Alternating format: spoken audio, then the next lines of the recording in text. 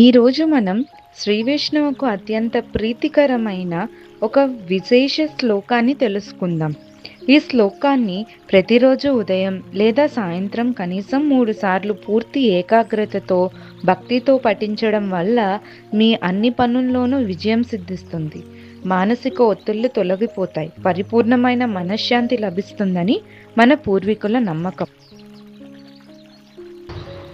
శాంతాకారం భుజగశయనం Padmanabham సురేశం విశ్వాధారం గగనసదృశం మేఘవర్ణం శుభాంగం Lakshmikantham కమలనయనం యోగిహృద్యానగమ్యం